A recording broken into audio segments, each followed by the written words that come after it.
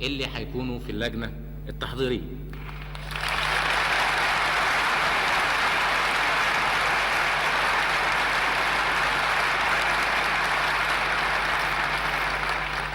يفهم من هذا ان الاقتراح مقبول.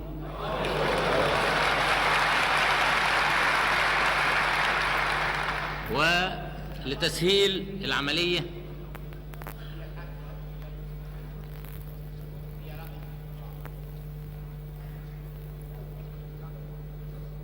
اتفضل.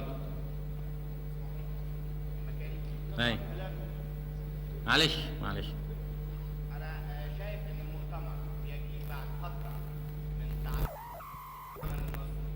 بعد فتره بعد سنوات من المعاناه، حصل انحراف في بعض الامثله، حصل مصادره للحريات، حصل تصنف من مجموعه اعتقدت انها اخلص من عناصر الوطنيه. الجماهير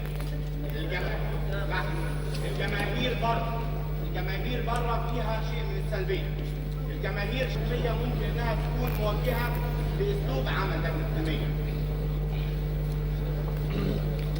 بالتالي وضحت فكرتك يعني. هل موافقين على هذا الكلام؟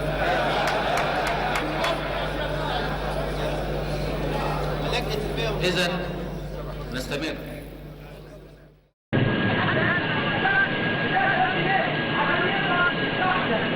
شغل حضرتك ايه؟ انت مين؟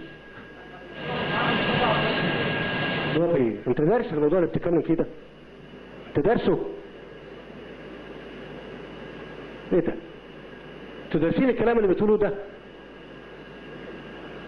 انت فاكرني لما تيجي تقول لي الكلام ده في موضوع عام زي كده تقول لي ارجع؟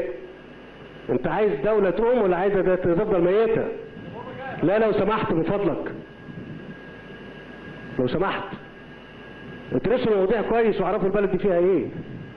3000 جنيه حد ادنى ابقى بعد كام سنة؟ بعد كام سنة؟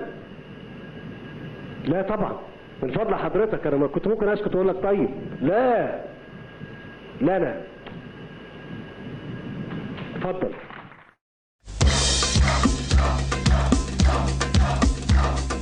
اللقطات اللي واخدينها كلها طبيعية، والاكتر انا وانت وهي، انا وانت وهي خلي بالك هنصور وانت ولا على بالك، خلي بالك هنصور وانت ولا على بالك.